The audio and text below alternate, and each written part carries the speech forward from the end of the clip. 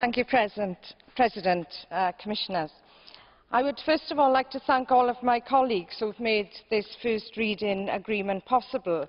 In particular, of course, all of the shadow rapporteurs, the European Commission and both the Spanish and the Belgian presidencies, as well as the Environment Committee and group staff and assistants. We managed to reach agreement following a lot of hard but constructive work, including some very difficult compromises. To put this debate into its proper context, over 9 million tonnes worth of electrical and electronic equipment is sold every year in the European Union. Most of it is large household appliances and IT and telecommunication equipment. As this market continues to grow, it has also become the fastest growing waste stream in the EU, estimated to rise to a huge 12.3 million tonnes by 2020. And this is a very complex waste stream, including several hazardous substances. The waste hierarchy makes prevention of waste the first priority, which means substituting hazardous substances in products which prevent recycling or pose a risk to health and the environment when undergoing waste treatment. The Commission estimates that the current RoHS directive has led to a reduction of 100,000 tonnes of certain heavy metals and two groups of brominated flame retardants from going into the waste stream and potentially entering the environment. RoHS has set a global standard, but there was a need for more clarity. So we had a great responsibility with this recast to ensure that a clearer and more ambitious law was adopted. I believe that we have improved the current directive in a number of ways.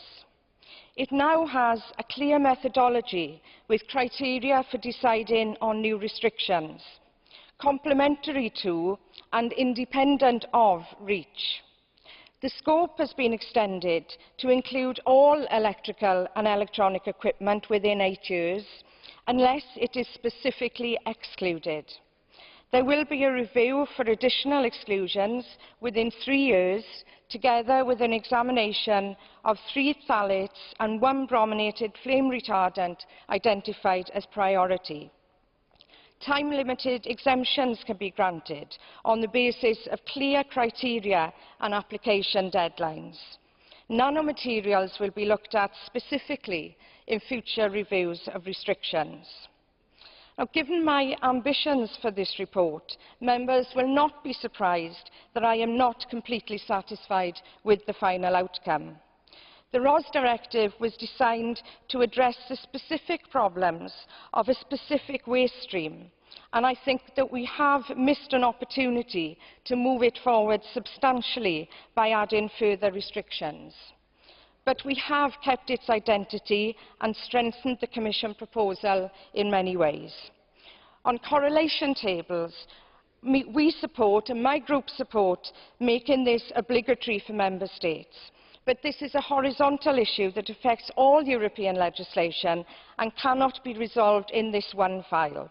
To help find a solution, I proposed in Amendment 105 that we adopt a declaration calling on the Commission to report on the current practice of Member States in providing correlation tables and how it affects the Commission's work, instead of insisting on mandatory correlation tables here.